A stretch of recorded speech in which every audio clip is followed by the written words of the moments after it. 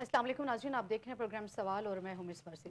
नाज़रीन, 2017 में पाकिस्तान के शंघाई ताउन तंजीम का रुकन बनने के बाद जो है वो पहली मरतबा इस तंजीम का जो इजलास है वो पाकिस्तान में हो रहा है। और ये 2 रोज़ा जो इजलास है, चूँकि इस्लामाबाद में शेड्यूल है, गैर मुल्की सरबराहान जो हैं वो पाकिस्तान पहुँच चुके हैं। इस सारी सूरत हाल में जो है वो PTI एहतजाज की कॉल दे रही है।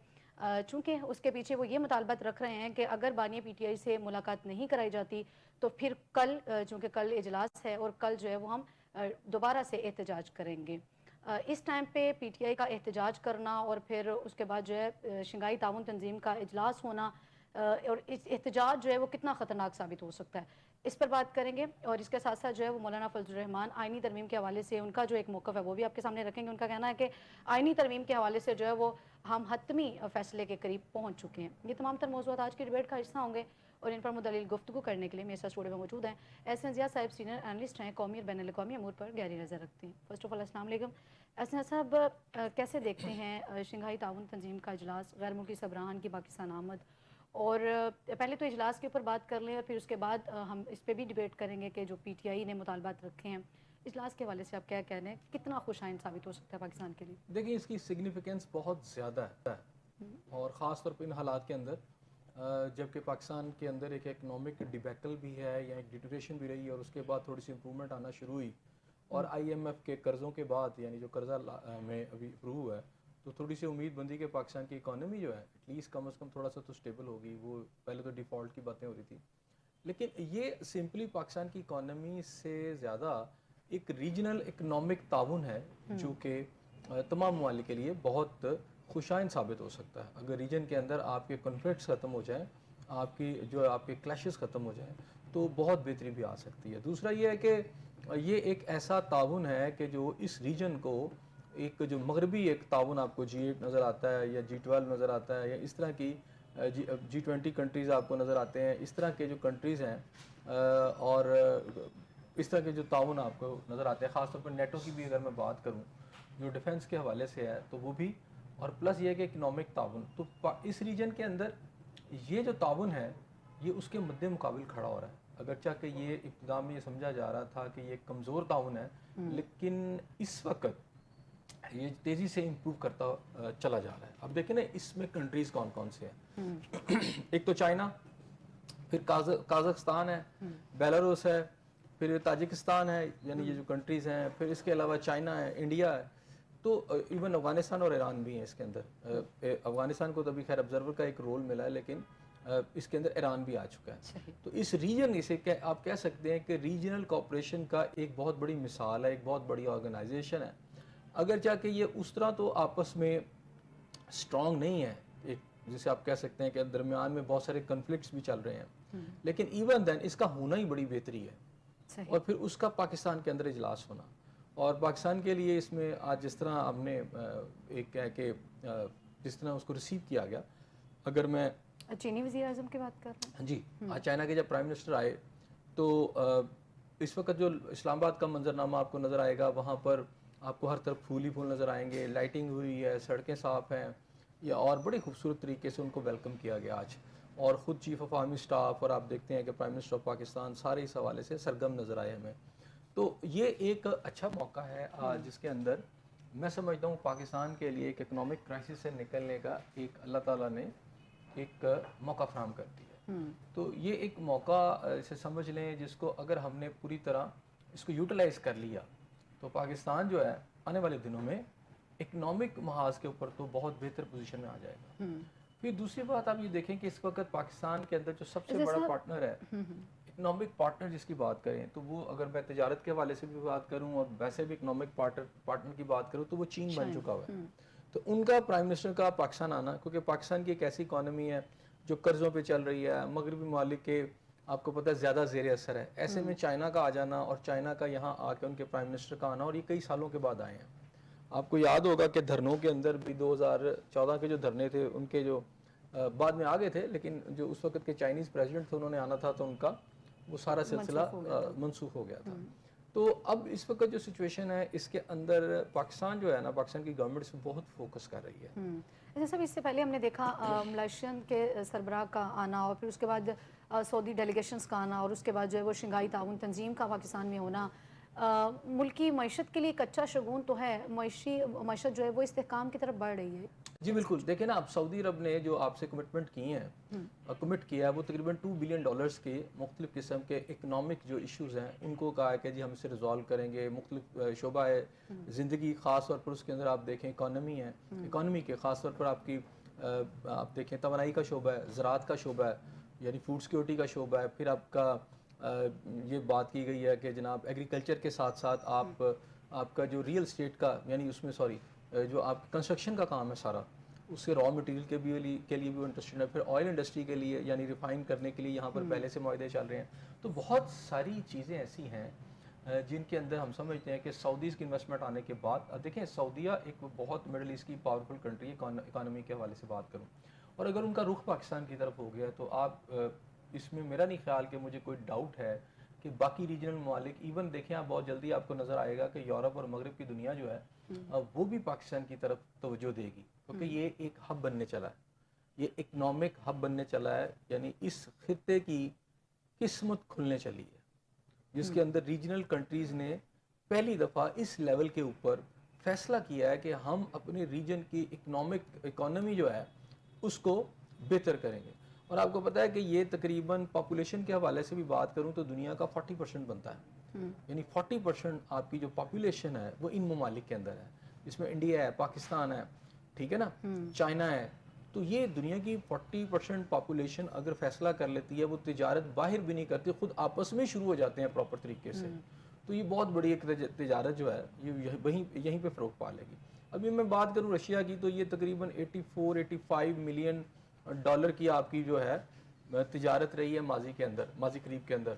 اور چائنا کی اگر بات کروں تو چائنا کے اندر جو اس وقت آپ کی تجارت چل رہی ہے، جو 2023 میں غالباً تھا، وہ $25-26 بلین تھی باہمی جو تجارت ہے. تو ظاہری بات ہے اگر اس کا حجم بڑھ جاتا ہے، دنیا جو ہے اگر چائنا کو دیکھتی ہے تو چائنا ایک گروئنگ اکانومی ہے، fast growing economy of the world, اور پوری دنیا کے اندر وہ اپنی انویسٹمنٹ جو ہے اس کو پھیلا رہے ہیں، اور پوری دنیا کے اندر اپنے اکنامک جو کوپریشن ہے اس کو پھیلا رہے ہیں، پھر اپنی جو تجارت ہے اس کو بڑھا رہے ہیں. تو اس میں پاکستان ایک مین روٹ ہے. آج آپ دیکھیں نا، چائنیز پرائم منسٹر آئے ہیں تو گوادر کے حوالے سے گوادر ایئرپورٹ کا ایک ورچوئل افتتاح کیا گیا ہے. یعنی پورے کا پورا اگر چائنیز کوریڈور ہے اس کا جو منتج ہے یا بڑا ایک اہم جگہ ہے وہ گوادر ہے. تو گوادر کو فوکس ہوا ہے، گوادر کی ایک ڈیولپمنٹ ساری ہوئی. تو یہ گوادر صرف ڈیولپمنٹ نہیں ہو رہا، پورا پاکستان اس کے اندر جو ہے آئے گا. جب وہاں سے چائنا سے قافلے چلیں گے اور تجارت شروع ہوگی اور پراپر ادھر سے چائنا جائے گی، تو اب دیکھیں کہ دنیا کی ایک بہت بڑی منڈی ہے چائنا، اور چائنا سے سارا مال اگر گزر کے پاکستان سے گزر کے اور پھر باقی مڈل ایسٹ اور دیگر کنٹریز میں جاتا ہے تو بہت بڑی یہ ایک راہداری ہے جس کا پاکستان کو بڑا فائدہ ہوگا. ایسے صاحب، جب پاک چائنا اقتصادی راہداری منصوبے کا فرسٹ فیز تھا، پہلا فیز تھا، اس میں بھی چیزیں بڑی خوشائند تھی، لیکن اس میں وہ دیکھا کہ اب اس میں اس گورنمنٹ کو کہا جائے کہ اس میں وہ والی چیزیں نکھر کے سامنے نہیں آئیں جو کہ آنی چاہیے تھی. پھر اس کے بعد اب فیز 2 شروع کیا گیا پاک چائنا اقتصادی راہداری. دیکھیں ایک چیز تو بڑی واضح ہے کہ عمران خان صاحب کے دور میں جو سابق جو آپ کے پی ٹی آئی چیف ہیں، ان کے دور میں جب وزیر اعظم تھے تو چائنیز کوریڈور کے اوپر آلموسٹ یہ ہالٹ ہو چکا تھا، اور بالکل ہم کوئی بات ہی نہیں سنتے تھے. ایسے لگتا تھا کہ شاید یہ اب ختم ہو گیا منصوبہ. تو ظاہری بات ہے اس وقت تو یہ ہوا 3-4 سال کا جو دور گزرا ہے اس میں خاصا سیٹ بیک اس سارے جو ہے آپ کا چائنیز کوریڈور کام تو ہوتا رہا، لیکن اس طرح یہ گرو نہیں تسلی بخش نہیں تھا. تسلی بخش نہیں تھا. اب آپ مجھ سے اکثر سوال کرتی تھی کہ جی فیز 2 شروع ہو گیا، کب شروع ہوگا؟ تو اگر میرا خیال ہے اس سوال کا جواب آج آپ کو مل جانا چاہیے کہ جس طرح چائنیز پرائم منسٹر خود ادھر آ رہے ہیں، رشین پرائم منسٹر جو ہیں وہ آ رہے ہیں، بیلاروس آ رہا ہے، قازقستان آ رہا ہے، یا تاجکستان آ رہا ہے، یا اس سے پہلے ملائیشیا ہو چکا ہے، سعودی عرب آ گیا. تو یہ کہاں پر آ رہے ہیں؟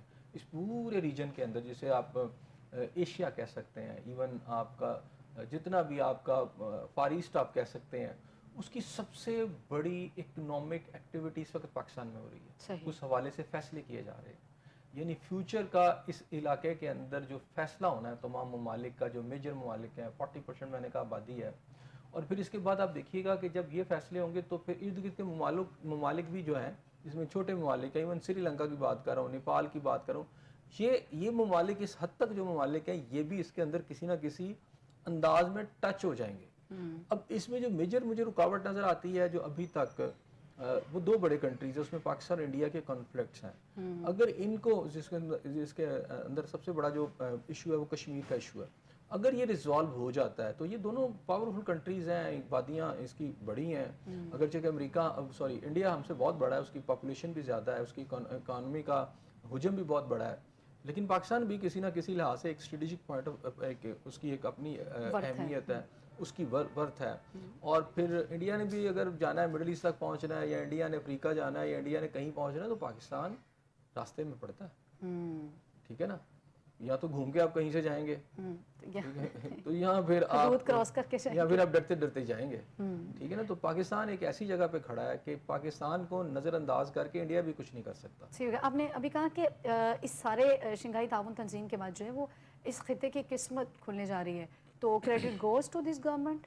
ڈیفینیٹلی صرف کریڈٹ اس کا موجودہ گورنمنٹ کو نہیں جاتا, بلکہ خاص طور پر آرمی چیف کو اور فوج کو بھی جاتا ہے, کیونکہ اس سارے معاملے کو جسے آپ شنگھائی تعاون تنظیم کی ایک میٹنگ کہتے ہیں یا اجلاس کہتے ہیں جو پاکستان میں ہو رہا ہے, پلس اس کے علاوہ سعودی عرب کا یہاں آ جانا, ملائیشین جو ہے پرائم منسٹر وہ یہاں پر آئے, یہ سب کچھ کیا ہو رہا ہے, اس کے اندر ایک بہت بڑی آپ سمجھے بیک ڈور ایک ڈپلومیسی جو چلی ہے, اس میں بہت زیادہ آپ سمجھے ایک ورک ہے, اور وہ آپ کے آرمی چیف کا ہے, وہ آپ کی جو ہے آپ کی فوج کا ہے, اور انہوں نے بڑا فوکس ہو گیا, کیونکہ یہ مسئلہ پاکستان کا مسئلہ ہے, یہ سمپلی مسئلہ نہیں ہے کہ یہ کوئی فوج کا مسئلہ ہے یا کسی ادارے کا مسئلہ ہے, یہ تو پاکستان کا مسئلہ ہے, پاکستان کی اکانومی کا مسئلہ ہے, پاکستان کے فیوچر کا مسئلہ ہے نا.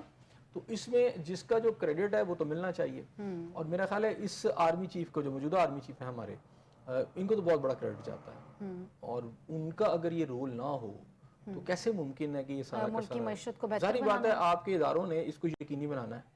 آپ کے یہاں جس ملک کے اندر اس وقت اس کو ٹارگٹ کیا جا رہا ہے, دیکھیں اگر یہ غیر اہم ہوتا تو پاکستان میں جو ٹیررزم کی ویو ہوتی وہ نہ ہوتی.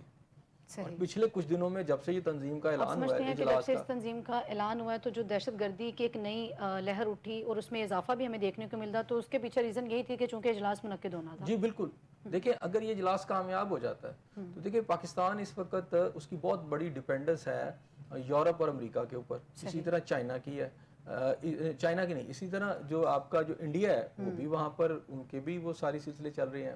خاص طور پر اگر میں پاکستان کی بات کروں تو اس کی ڈیپینڈنس جو ہے نا بہت سارے ممالک کے ساتھ ہے, مغرب کی طرف زیادہ جھکاؤ ہمارا ہمیشہ رہا, اور ہماری زیادہ تر تجارت بھی اس طرف رہی تھی.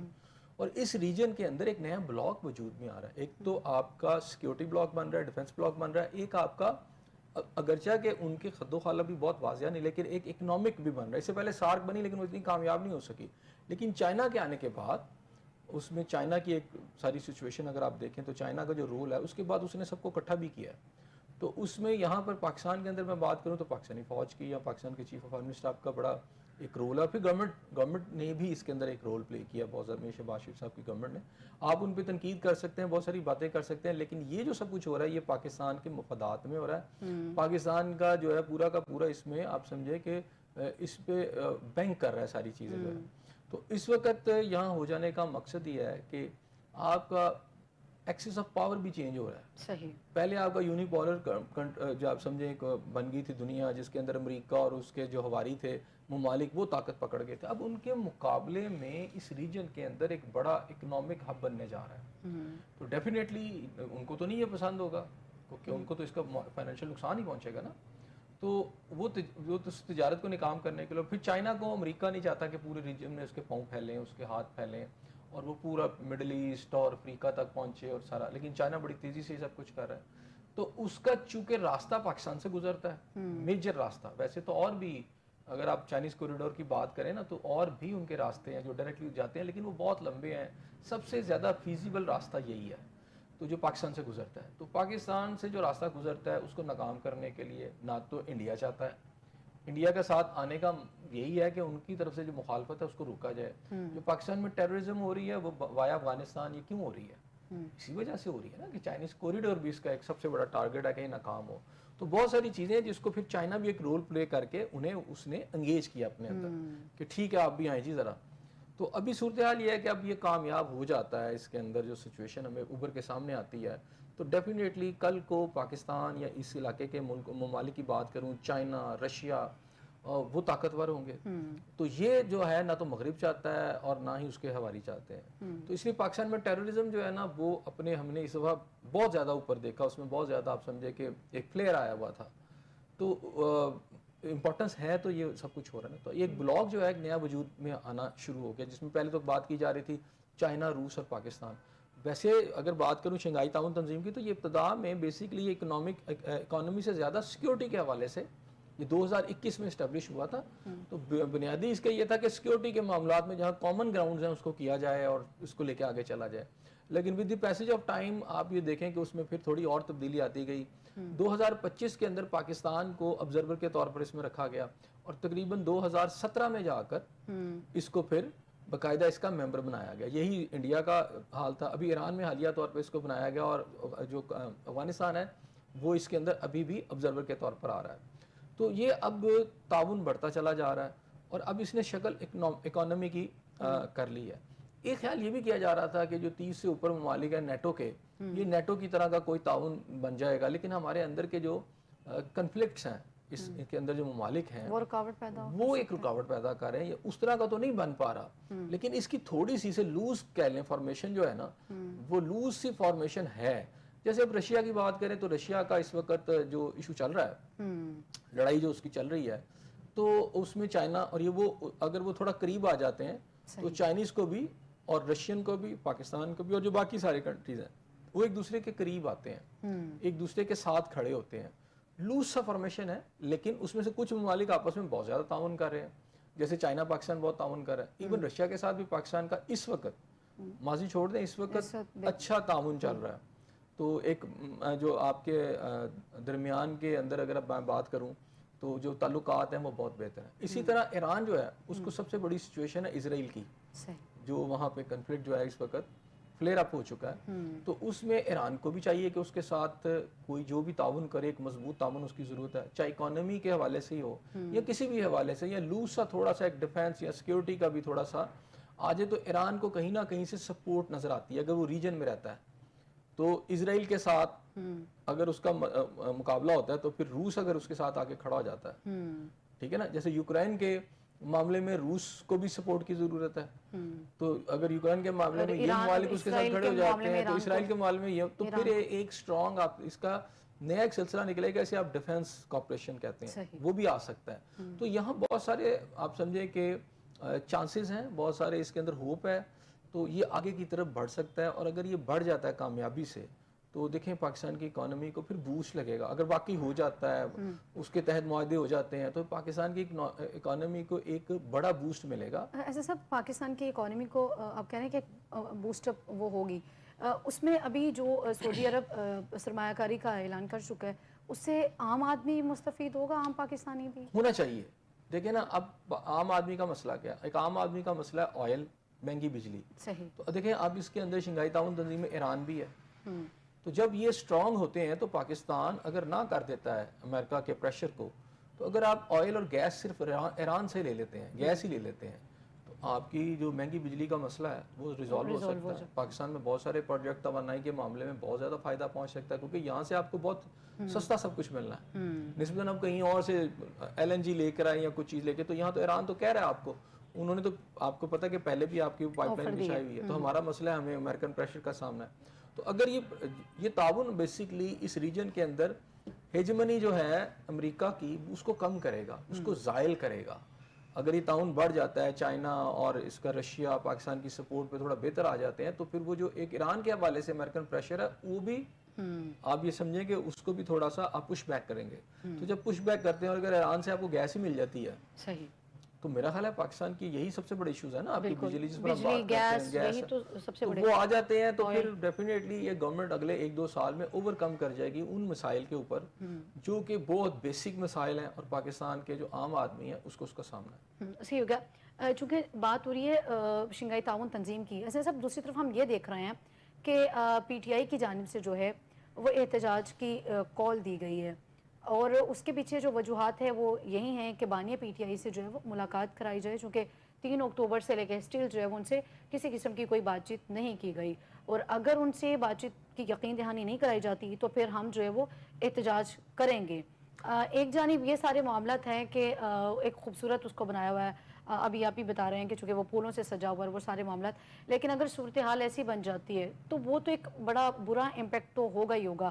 حکومت کس چیز کے اوپر بزد ہے؟ مجھے یہ بتائیں تھوڑی دیر کے لیے کہ اگر پی ٹی آئی یہ کرتی ہے تو کیا درست کرتی ہے پاکستان کے مفاد میں؟ نہیں ہونا چاہیے. نہیں ہونا چاہیے نا. تو ایک جنرل جو ایک رائے ہے کہ یہ جو کچھ ہونے جا رہا ہے یہ پاکستان کے مفاد میں, اس کا مطلب ہے پاکستان کے اندر جو بھی آپ کی پولیٹیکل قوتیں ہیں یا جو بھی قوتیں ہیں اگر تو وہ پاکستان کا سوچ رہی ہیں تو پھر تو نہیں ہونا چاہیے. تو اگر وہ ذاتی مفادات ہیں اور پاکستان کے مفادات کے خلاف کام کرنا ہے تو آپ کر لیں.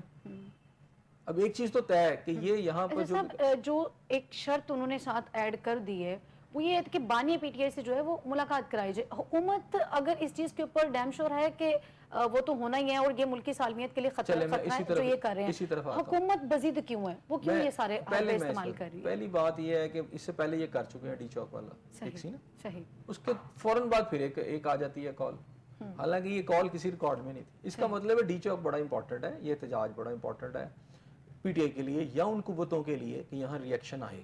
صحیح. اب مجھے بتائیں کہ عمران خان صاحب کی ماضی میں بھی ملاقاتیں بند ہوئی ہیں. اب میں اسی طرف آ جاتا ہوں, ماضی میں بھی ملاقاتیں بند ہوئی ہیں اور کھل بھی گئی ہیں, اور اس کے لیے تو بہت سارے فورم ہیں, آپ کورٹ میں جا کے کر سکتے ہیں. ٹھیک ہے, یہی کیوں سوال یہ پیدا ہوتا ہے کہ ایک ملاقات کرانے کے لیے آپ پاکستان کے پورے انٹرسٹ کو, اس ریاست کے پورے انٹرسٹ کو, اس ریاست کی عوام کے پورے مفادات کو سٹیک پہ لگا دیں صرف ایک ملاقات کے لیے. کیا یہ دانشمندانہ ہے؟ کیا یہ پاکستان کے ساتھ لائلٹی ہے؟ بتائیں مجھے اس کا ذرا جواب دیں. نہیں ہو سکتا, ہونا نہیں چاہیے نا. میں نے وہی کہا نا کہ ایک ملاقات ہے اور ملاقات ماضی میں بھی بند ہوئی, آپ کورٹ میں چلے گئے, اجازت مل گئی, آپ نے ٹاکس کی, اجازت مل گئی, لیکن آپ کا رول یہ ہے کہ آپ نے پہلے اس کیا کیا. اس وقت ملاقات نہیں تھی, اس وقت ملاقات کا ایشو نہیں تھا, پابندی لگ گئی. جب آپ نے ایک رول پلے کیا کہ ڈی چوک میں جو کچھ آپ کرنے وہاں گئے, جو کچھ ہوا, پھر وہ جو سارا سین گنڈا پور صاحب کا جو سب کے سامنے آیا, اس کے بعد آپ مجھے بتائیں کہ کیا آپ پھر وہ 15 تاریخ کو کہہ رہے ہیں, اور آپ کو پتہ ہے کہ دنیا کے کتنے ممالک کے سربراہان یہاں پر آ رہے ہیں, اور صرف ایک میٹنگ صرف ایک بہانہ ہے. یہ لاجک ایک صرف ایک بہانہ ہے. ٹارگٹ ہے اس کو سیبوٹاج کرنا, آپ اس کو سیبوٹاج کرنا چاہ رہے ہیں تاکہ ایک کوئی بہانہ بنا کے ہم سیبوٹاج کر دیں. صحیح. حکومت پھر کس چیز کی, مطلب وہ ہونا تو نہیں چاہیے ڈیفینیٹلی, لیکن حکومت بھی اس ضد کے اوپر قائم ہے کہ ابھی تب ملاقات کی کال نہیں دی گئی تھی, ملاقات کی کال اس وقت نہیں تھی, چونکہ اب آپ نے دیے تو لہٰذا ملاقات نہیں ہو سکتی. دیکھیں آپ جو کچھ کر رہے ہیں اس کے بعد گورنمنٹ نے تو اپنے اقدامات کرنے ہیں نا. آپ نے اس سے پہلے کیا کچھ مطلب جیل میں قید ایک شخص سے ملاقات کے لیے حکومت کو کس چیز کے خطرات ہیں؟ ایک اگر یہ بہانہ ہے انہی لوگوں کا تو وہ بہانہ دور کرتے گا. ہم اسے دیکھ لیتے ہیں, بیرسٹر گوہر صاحب نے باقاعدہ درخواست کی, وزیر داخلہ کو درخواست لکھ دی ہے, گورنمنٹ دیکھ رہی ہے. آج وزارت جو ہے وہ داخلہ کی جانب سے آ گئی ہے اسٹیٹمنٹ کہ نہیں ابھی ایسا کوئی سین نہیں ہوتے تھے, لیکن پھر بھی ایون دین نہیں ہوتی ملاقات. جی تھوڑی دیر کے لیے مجھے بتائیں, کیا یہ ملاقات پاکستان کے مفادات سے اوپر ہے؟ ایک شخص کی جان کا مسئلہ ہے, وہ بھی جان کا نہیں مسئلہ ہے, وہ وہاں بیٹھے ہیں. جو پی ٹی آئی ہے ان کے بقول پی ٹی آئی کے جو رہنما ہے وہ تو یہ ایک ہی اسٹیٹمنٹ دیتے ہیں, وہ نہ تو ان کی وہ صحت ٹھیک نہیں ہے یا وہ ساری باتیں کرتے رہتے ہیں, وہ بڑا کچھ کرتے ہیں, اس طرح کی بہت ساری باتیں کرتے رہتے ہیں. لیکن میں صرف یہ کہہ رہا ہوں کہ پاکستان کی تحفظات دور کیوں نہیں کر رہی؟ حکومت کیوں کرے جی تحفظات دور؟ سب سے پہلے آپ کا کردار کیا ہے؟ آپ ہر وقت چڑھائی کی باتیں کرتے ہیں. آپ پشاور سے آپ لے کے آئے سارا, کیا کچھ نہیں لے کے آئے, آپ نے کیا کچھ نہیں کیا. آپ کا کریکٹر کیا؟ آپ کو پرامن لوگ ہیں, آپ شو ہی نہیں کر رہے پرامن لوگ ہیں. اور اس کے بعد آپ بار بار دھمکیاں بھی دیتے ہیں اور پھر وہی کر رہے ہیں. اور حکومت ایک بڑا ایونٹ کرنے جا رہی ہے جس میں پاکستان کا مفاد ہے, وہ نہیں رسک لینا چاہتے. ایک نہتے شخص سے ملاقات, کیا نہتے شخص, وہ پہلے بھی نہتے اندر ہی ہیں جیل میں, جو کچھ انہوں نے کیا نہتا شخص نہیں ہوتا. لیڈر کی زبان ہوتی ہے, اس کے منصوبے ہوتے ہیں. اس نے کوئی خود گولی نہیں چلانی, اس نے لوگوں کو کہنا تھا جلاؤ گراؤ کرو, تو وہ انہوں نے کیا ہے. کہاں چھوڑا ہے؟ ابھی ایک ہفتہ نہیں گزرا, کیا کچھ نہیں ہوا یہاں پر, اس ملک میں کیا کچھ نہیں ہوا. اور اب آپ کو اگر ملاقات پہ پابندی لگی ہے, آپ کہتے ہیں جی پھر دوبارہ جلا دو سارا کچھ. احتجاج کا کیا مطلب ہے کہ میری ملاقات نہیں میرے لوگوں سے, میں شہر جلا دوں, ملک جلا دوں, ملک کے مفادات کو یعنی. اور جو اسٹیٹمنٹ پی ٹی آئی دے رہی ہے یا ان کے رہنما جو دے رہے ہیں ان میں کوئی جان نہیں ہے. وہ اگر ہر ان کا رہنما آ کے ٹی وی پہ یا سوشل میڈیا پہ وہ ایک ہی بات کرتے ہیں کہ چونکہ ان کی طبیعت ناساز ہے اور ہمیں حکومت سے خطرہ ہے کہ یہ اس طرح کے کام کر رہے ہیں, تو حکومت وہ کوئی تحفظات نہیں 15-16 دن جو ہے 15 دن صبر کر لیں, اس کے بعد دکھا لیا جائے گا ڈاکٹر کو بھی. کیا ایسا ہو گیا؟ ایسے صاحب ذاتی معالج کی وہ بات کر رہے تھے کہ چونکہ فیملی تو ساری جو ہے وہ پابند سلاسل ہے, بہنیں جیل میں ہیں, بیوی جیل میں ہے, بانجا جیل میں ہے, تو ایک بلکہ وہ جو ان کے جو وکیل ہیں انتظار پر جوتا صاحب وہ لاپتہ ہیں, وہ لاپتہ ہیں, جب آپ چڑھائیاں کرتے ہیں وکیل بھی اٹھا لیے اور کرینے لے کے آ جاتے ہیں, جب آپ جو ہے سارا کچھ لا کے چڑھائی کر دیتے ہیں, مارنے مرانے پر آئے ہوئے ہیں, اور آپ یہ دیکھنے ملک کا مفاد کیا, اس کے بعد جب آپ کو ناکام ہو جاتے ہیں تو پھر آپ یہ شروع ہو جاتے ہیں. یہ کون سا طریقہ کار ہے؟ صحیح ٹھیک ہے نا, کبھی آپ کہتے ہیں پورا ملک جلا دو, یہ کر دو, وہ کر دو, ناکام ہو جاتے ہیں, اور اس کے بعد آپ ترلے ملتے ہیں, منت سماج کرتے ہیں, اور پھر یعنی آپ کیوں اس طرح کی بلیک میلنگ والی چیزیں کر رہے ہیں؟ آپ اگر جیل میں ہیں تو وہاں ملاقات نہیں ہو رہی تو کورٹس آپ کے پاس پڑے ہیں, جائیں وہاں درخواست دیں. یہ تو نہیں ہے کہ ایک بندہ جس طرح تو ہر قیدی اندر سے نکلے گا وہ باہر کہے گا جی میرے جو ملنے والے ہیں وہ یہ جلا دیں, وہ چلا دیں, وہ اس کو مار دیں, اس کو مار دیں. کیا یہ طریقہ کار ہے؟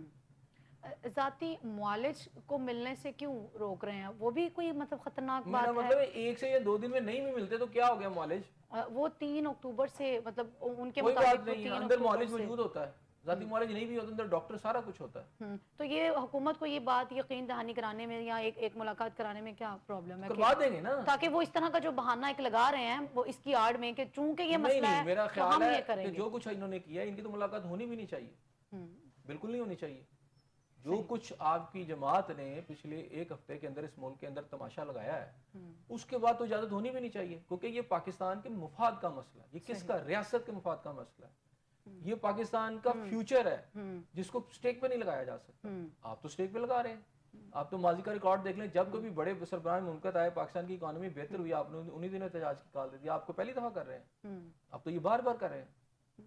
ٹھیک ہے نا, او آئی سی کی کانفرنس رکوانے کے لیے بھی تب کی میں نے اس وقت وہی کی کہا اپوزیشن نا, نے کیا کردار ادا کیا تھا؟ وہ کسی سے ڈھکا چھپا میں نے وہی کہا نا, یہ سارا کچھ تو ہوا نا. کسی نے ڈی چوک میں دھرنے تو نہیں دیے. احتجاج ہوتا ہے, پورا ملک پڑا, کہیں احتجاج کر لیں.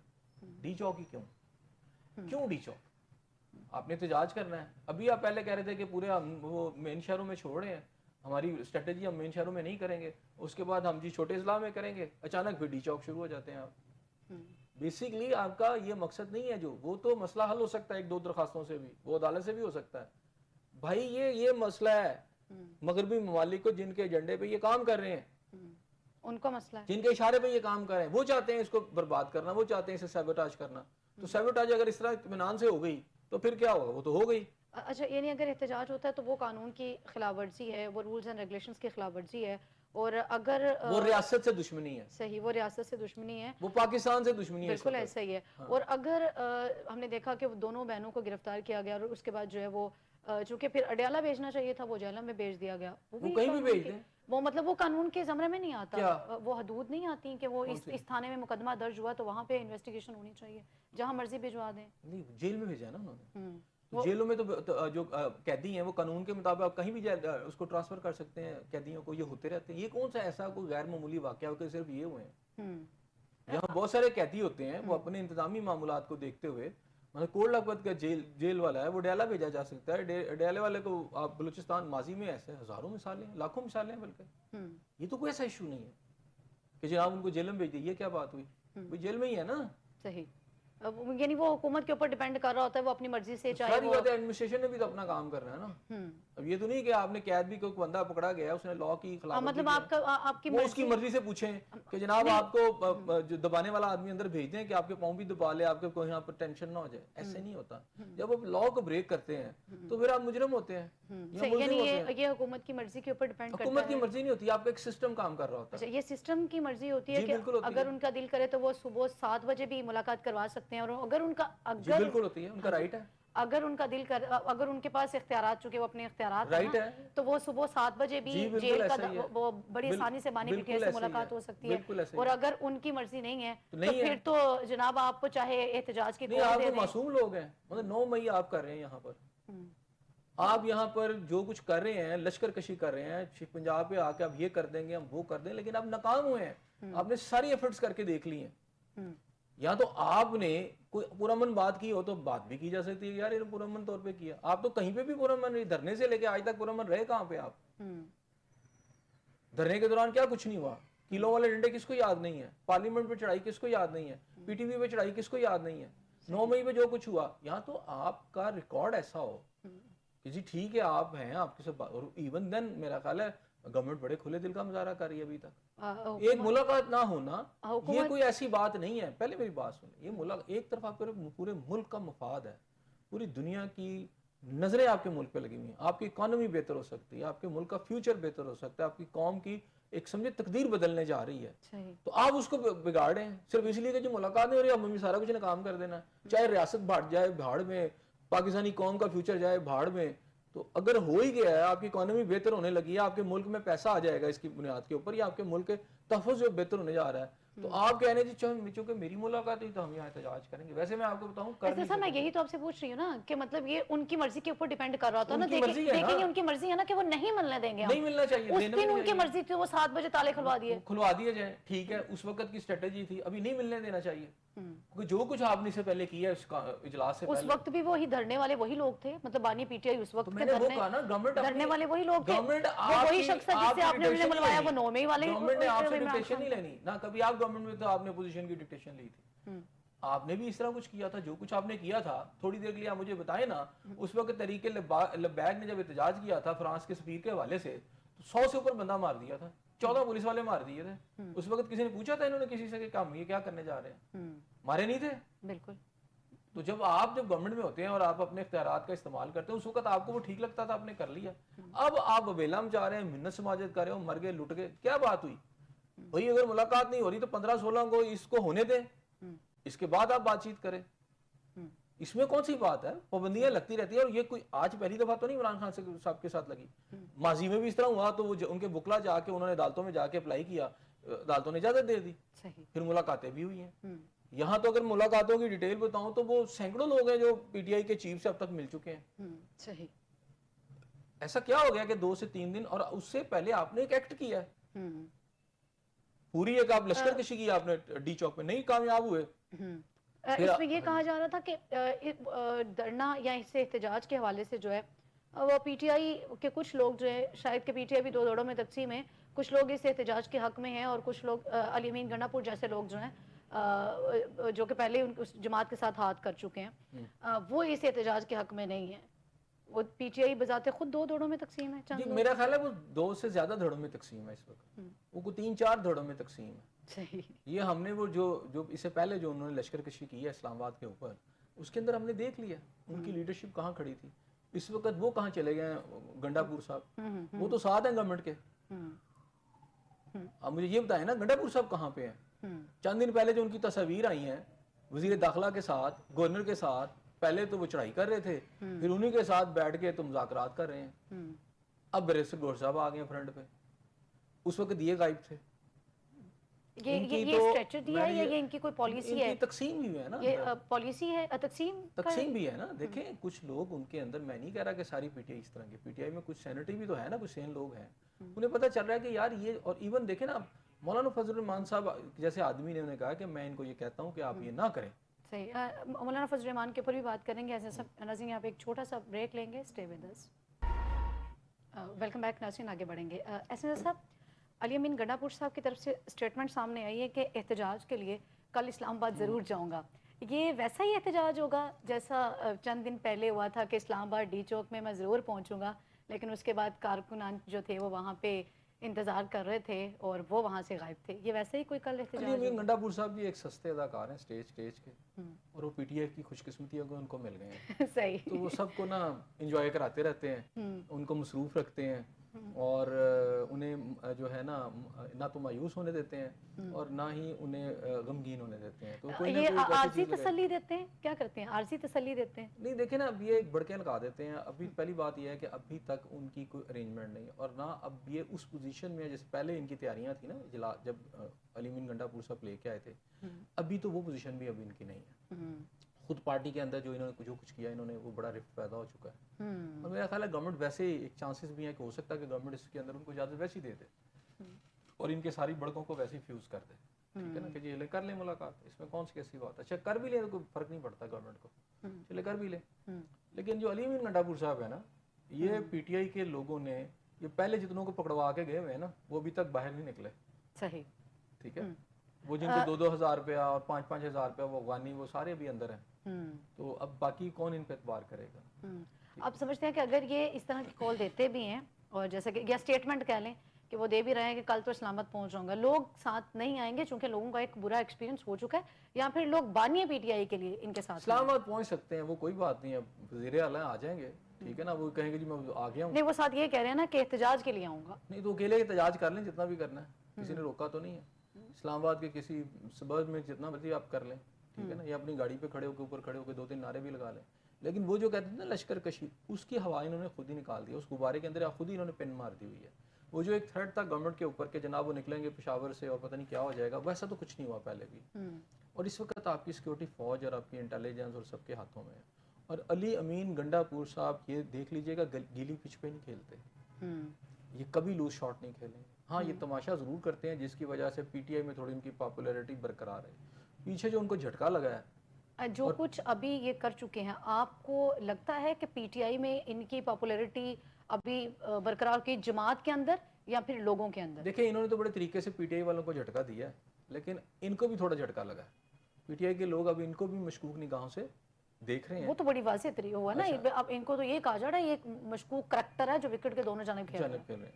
تو اب یہ اس طرح کی باتیں کریں, چلیں ابھی دیکھتے ہیں یہ کتنے لوگوں کو لے آتے ہیں. مجھے نہیں لگ رہا کہ کل کوئی احتجاج سگنیفیکنٹ قسم کا کوئی احتجاج پی ٹی آئی کرنے کی اہلیت رکھتی ہے یا کر سکے گی. آپ کو لگتا ہے کہ معاملہ سلجھ جائے گا, حکومت خود ہی اس چیز کی اجازت دے دے گی کہ ہو بھی سکتا ہے. دیکھیں اس میں بیک ڈور آپ کی بات چیت چل رہی ہوتی ہے اور کہا بھی گیا, انہوں نے اشارہ بھی دیا, لیکن کچھ یہ مطالبات ایسے رکھ دیتے ہیں اور پھر ایسے موقع کے اوپر کہ بعض اوقات گورنمنٹ کو بھی ہوتا ہے کہ یہ ان کو لگے گا کہ جیسے وہ نیچے گر گئے ہیں اپوزیشن کے سامنے. تو اچھا, یعنی کہ حکومت نے اپوزیشن کی بات مان لی تو ایسا بھی ہوتا ہے کہ ابھی اس وقت اس سٹیج پہ ہم نے نہیں مانی, 2 دن بعد مان لیں گے, کوئی مسئلہ نہیں ہے, اس کو ہونے دیں.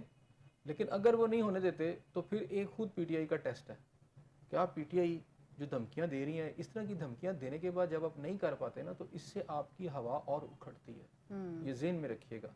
تو مزید جو ہے کہ پہلے ایک جو تھا ایک تھریٹ تھا گورنمنٹ کے اوپر, ایک دباؤ تھا کہ کہیں واقعی خیبر پختونخوا سے ایک بہت بڑی تعداد میں لوگ نہ آ جائیں, اور وہ کہتے ہیں جس طرح یہ کلیم کر رہے تھے کہ آئیں گے اور دلی تک فتح کرتے چلے جائیں گے, کہیں ایسا وہ گورنمنٹ سے وہ خوف اتر گیا.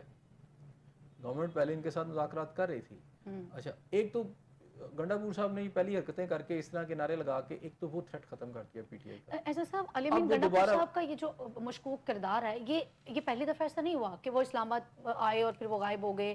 اس سے پہلے بھی دیکھا وہ کریکٹر کچھ اسی طرح کا ملتا جلتا ہی رہا, لوگ پھر بھی اتنی تعداد میں ان کے ساتھ ہوتے ہیں. تو کیا اتنی تعداد میں نہیں تھے, نہیں ابھی اس سے پہلے جب وہ واپس گئے اور پھر اس کے بعد جب اسلام آباد میں آئے تو لوگوں کی ایک اچھی خاصی تعداد تھی, لوگ ان کے کریکٹر کے ساتھ نہیں ہوتے. اسلام آباد کے اندر جو لوگ آئے وہ زیادہ تر خیبر پختونخوا سے ہی آئے. ٹھیک ہے, آپ نے لاہور میں ہم نے دیکھا, پنجاب کے اندر ہم نے دیکھا, ایک تو انہوں نے پٹھان کارڈ یوز کیا, تو پٹھان کارڈ تو پورے پنجاب میں ہے, پورے پاکستان میں پٹھان موجود ہے, تو ایک تو انہوں نے ان کو رسپانس نہیں اس طرح دیا. خیبر پختونخوا سے چونکہ آپ کی گورنمنٹ ہے, اس گورنمنٹ کے اندر پتہ چلا کہ جی پولیس والے بھی آئے ہوئے تھے, اس پتہ چلا افغانی بھی آئے ہوئے تھے, اپنے پیسے دیے ہوئے تھے, تو وہ سارے وہاں کے لوگ نہیں تھے, وہاں بہت سارے فیکٹرز اس میں اور بھی شامل تھے. پھر ایک گورنمنٹ کی آپ کو پوری پروٹیکشن تھی, پولیس کی پروٹیکشن تھی, تو آپ آ گئے. اگر آج پی ٹی آئی کی گورنمنٹ وہاں نہ ہو تو وہاں سے کوئی بندہ نکل کے دکھائے نا یہاں تک آنے میں. چلیں آپ وزیر اعلیٰ ہیں, آپ نے کہا کہ جی میں لے آؤں گا, آپ نے گورنمنٹ کے لیے وہ تھریٹ بھی ختم کر دیا. اگر آپ دوبارہ کلیم کرتے ہیں اور نہیں لا پاتے اور صرف چند لوگوں کے ساتھ آتے ہیں یا ایک سمبولک سا کرتے ہیں, تو آپ نے تو پی ٹی آئی کی جڑوں کو کاٹ کے رکھ دیا.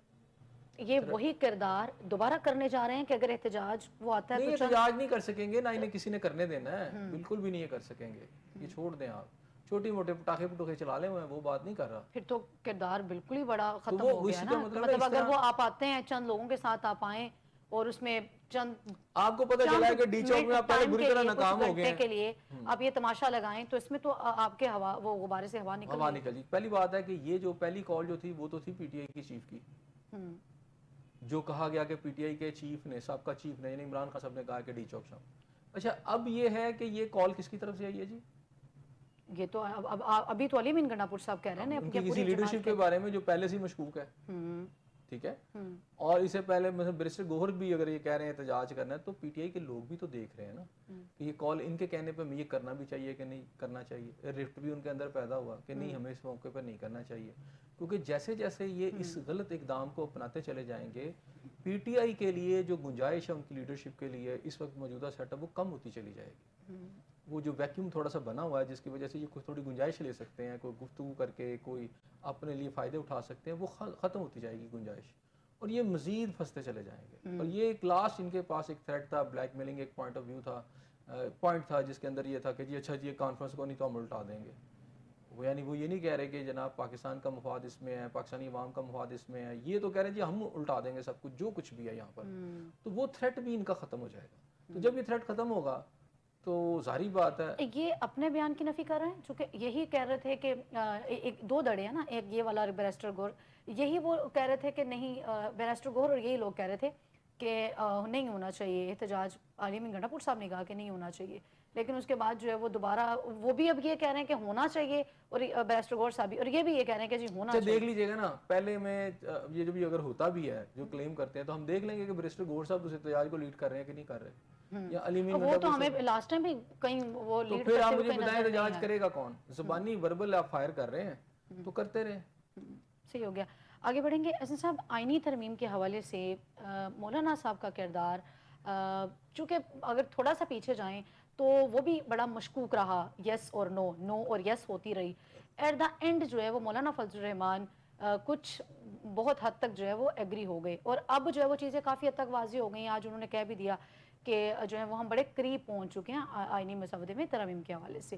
اس کو آپ کیسے دیکھتے ہیں کہ چونکہ بات پھر وہیں پہ آگے ختم ہو جاتی ہے کہ جب تک لینے اور دینے کی پالیسی تھی اور تب مولانا صاحب ناراض تھے, اب چونکہ معاملات کہیں سیٹل ہو گئے ہوں گے اور مولانا وہی میں نہ مانوں کرتے کرتے مان گئے. اور میرا خیال ہے میں نے آپ کو شروع کے پروگرام میں کہا تھا کہ پی ٹی آئی کی یہ سب سے زیادہ سیاسی غلطی ہوگی کہ وہ ریلائی کریں گے مولانا فضل الرحمان صاحب کے اوپر. جب ان کا ریٹ لگ جائے گا تو وہ کسی سٹیج پر علیحدہ ہو جائیں گے, اور بہت پہلے ہی وہ علیحدہ ہو گیا. آئینی ترمیم کے اوپر آپ نے دیکھ لیا کہ انہوں نے پہلے یہ کہا جی ہم مانیں گے نہیں, پھر آج وہ خود ہی کہہ رہے ہیں کہ جو ہم نے ان کو دی تھی گورنمنٹ کو اپنے پوائنٹس دیے تھے. اچھا انہوں نے اپنے پوائنٹس بھی نہیں بتائے ابھی تک کہ انہوں نے مطالبہ کیا گورنمنٹ سے کیا ہے.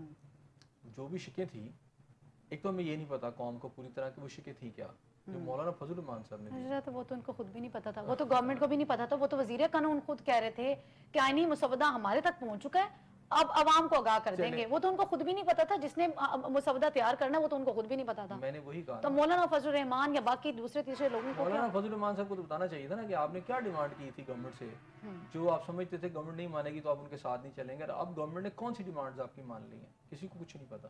ٹھیک ہے نا, میں نے یہ کہا کہ یہ ایک سارا ایک پولیٹیکل گیم ہوتی ہے جس کے اندر کہا جاتا ہے جی ہماری یہ ڈیمانڈ مان لی گیا. آپ نے ون ون پوزیشن میں جانا ہوتا ہے.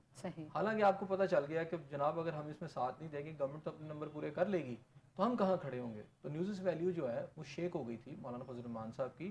یہ اقتدار کے سمندر کی مچھلی ہیں, یہ کبھی بھی اقتدار سے باہر نہیں رہ سکتے. ٹھیک ہے, اب اقتدار سے باہر تھے تو تڑپ رہے تھے, اب اقتدار کے اندر جب آپ کا کیا خیال ہے کہ جب یہ ترامیم کے اندر انہوں نے مان لی ہے تو ان کو کیا کہیں حصہ نہیں ملے گا. چلیں وہ حصہ کب آئے گا وہ سامنے آ ہی جائے گا. تو یہ ہے حصہ بقدر جسہ وہ تو ان کو نہیں, بہت تھوڑا ہی ملے گا.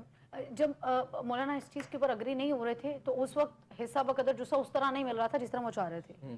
اب چونکہ وہ معاملہ چونکہ تھا معاملہ, لیکن مجھے لگتا ہے کہ وہ جیسے گورنمنٹ نے پی ٹی آئی والا اور آئینی ترامیم سامنے لائے تو مولانا صاحب کی وہ ویلیو بھی تھوڑی کم ہوئی ہے. اب وہ یہ چاہتے ہیں کہ بالکل ہی بریک اپ نہ ہو جائے, کچھ نہ کچھ ہمیں مل بھی جائے اور ہم اقتدار کے ساتھ اٹیچ بھی رہیں. تو انہوں نے کہا جی ہم نے دی تھی جی شکیں اور وہ مان لی گئی ہماری جو تھی شرائط جو تھی, اور قوم کو نہیں پتا وہ شرائط تھی کیا, اندر خانے وہ سارا. یہ انہوں نے یہ کہا کہ جن چیزوں کے اوپر اعتراضات تھے حکومت نے وہ چیزیں شامل نہیں کی جن کے اوپر کیا چیزیں, میں نے یہ کہا نا تھے. آپ بتاتے قوم کو کہ ہمیں یہ چیزیں ہیں, اے بی سی ڈی یہ چیزیں ہیں, وہ کچھ بھی تو نہیں بتایا آپ نے. اور آپ نے خود ہی کہہ دیا کہ اعتراضات تھے, اب حکومت مانے گی تو کریں گے. اب کہہ رہے ہیں کہ وہ مان بھی گئی ہے, زیادہ تر مان گئی ہے. میں نے آپ سے کہا تھا کہ یہ جیسے ہی آپ کی یہ جو شنگھائی تعاون تنظیم کی جو اجلاس ہے ختم ہوگا, اس کے فوراً بعد اس طرف چیزیں چلی جائیں گی, جس کا آپ کہہ رہے ہیں کہ آئینی ترمیم, تو یہ آئینی عدالت بن جانی ہے. تو وہ جاتے جاتے چاہتے ہیں کہ وہ کہیں علیحدہ نہ ہو جائے مین اسٹریم سے، تو انہوں نے یہ مان لیا ہوا ہے، بس ایک ضابطے کی کارروائی ہے جو پوری ہونی ہے، اور یہ آئینی ترمیم جو ہے، ترامیم جو بھی ہیں یا آئینی عدالت کی، یہ بن جانی ہے۔ 98ویں ترمیم کے حوالے سے انہوں نے بات کی، انہوں نے کہا اس میں تو جو ہے وہ 9 ماہ اس چیز کو لگ گئے تھے، ابھی کیوں اتنی اجلت میں آپ لوگوں کو جلدی کس بات کی ہے؟ تو ابھی انہیں کیا جلدی ہے؟ مولانا فضل، میں اسی طرف آ رہی ہوں، مطلب وہ یہ تو کہہ رہے ہیں کہ آپ لوگوں کو کس چیز کی اتنی اجلت ہے کہ یہ سارا کچھ، تو مولانا صاحب جو سٹیٹمنٹ دے رہے ہیں کہ ہم تو بڑے قریب پہنچ چکے ہیں، مولانا تو کیا کرنا اب ان کو آپ کو لگ رہا ہے نا زیادہ اجلت ہے، تو یہ زیادہ اجلت میں نظر آ رہے ہیں، تو اس لیے کہ جب آپ کی مرضی کے مطابق چیزیں طے ہو جائیں تو پھر سارا کچھ ختم ہو جاتا ہے، تو کوئی انقلاب نہیں آنا، یہ اس سے آئینی ترمیم جو ہے یہ ہو جانی ہے، اور جس طرح گورنمنٹ چاہتی ہے، پارلیمنٹ چاہتی ہے، ویسے ہو جائے گا۔ بانیہ پی ٹی آئی نے ایک بات بڑی سٹارٹ میں کہی تھی کہ چونکہ آئینی ترمیم کے حوالے سے تب تو ایک بڑی ہائپ تھی کہ آئینی ترمیم جو ہے وہ نہیں لائی جا سکتی، چونکہ پی ٹی آئی نے بڑا اس چیز کے اوپر احتجاج کیا، اور اس کے بعد مولانا فضل الرحمان اور اس کے بعد جماعت اسلامی، یہ ساری جماعتیں بڑی ڈیم شور تھی کہ نہیں ہو سکتی، لیکن اس وقت انیشل سٹیجز کے اوپر بانیہ پی ٹی آئی نے کہا تھا کہ حکومت جو ہے وہ آئینی ترمیم پاس کروا لے گی، تو ان کو اس چیز کے اوپر کتنا یقین تھا کہ یہ چاہے کچھ جائز کام ہے ناجائز کام ہے یہ حکومت کروا لے گی؟ جائز یا ناجائز نہیں ہے، بات ہے انہوں نے لاء کے تحت ہی کرنا ہے، انہوں نے نمبر جو ہے وہ پورے کر لینے تھے پارلیمنٹ کے اندر سے، اور پی ٹی آئی کے لوگوں نے ان کو ووٹ دے دینا تھا، اور آج بھی آپ دیکھیں گے جب یہ ہوگی تو اس کا کبھی امکان ہے کہ اس کے اندر پی ٹی آئی کے لوگوں کے ووٹ بھی شامل ہوں گے۔ اچھا، یہاں پہ بڑی ایک انٹرسٹنگ سی صورتحال ہے، عظمہ بخاری صاحبہ پریس کانفرنس کرتی ہیں اور وہ پی ٹی آئی کے ان لوگوں کے نام گنواتی ہیں جن میں وہ ملک شفقت عوان صاحب کا نام بھی لیتی ہیں، 2-4 لوگوں کا اور نام لیتی ہیں کہ یہ وہ لوگ ہیں جو آئینی ترمیم کے حق میں ووٹ دینا چاہتے ہیں، لیکن چونکہ ان کو جو ہے وہ پی ٹی آئی نے خود کہیں نظر بند کیا ہوا ہے، کہیں چھپا کے رکھا ہوا ہے کہ یہ ہم اس حق میں ووٹ نہ دے سکے، اس طرح کے وہ پراپر ایک پریس کانفرنس ہوتی ہے جس میں وہ سب کے نام گنواتی ہیں، لیکن دوسرے دن ہم دیکھتے ہیں کہ ملک شفقت عوان صاحب جو ہے وہ اپنا بیان ریکارڈ کرواتے ہیں اور وہ کہتے ہیں کہ جی ہمیں کسی نے کوئی چھپا کے نہیں رکھا ہوا، بلکہ ہم تو آپ لوگوں سے چھپ کے بیٹھے ہوئے ہیں کہ آپ لوگ زور زبردستی کرتے ہیں تو ہم لوگ تو خود چھپ کے بیٹھے ہوئے ہیں، ہمیں پی ٹی آئی نے چھپا کے نہیں رکھا ہوا۔ دیکھیں یہ پولیٹیکل گیمکس ہیں، دونوں پارٹیاں کرتی ہیں، ٹھیک ہے، میں نے آپ کو اس کا سادہ سا حل بتا دیا، یا سادہ سا جو ہونے جا رہا ہے وہ یہ ہے کہ پی ٹی آئی کے لوگ بھی ووٹ دیں گے، اور گورنمنٹ جو ہے اس کو مینیج کر لے گی ان چیزوں کو۔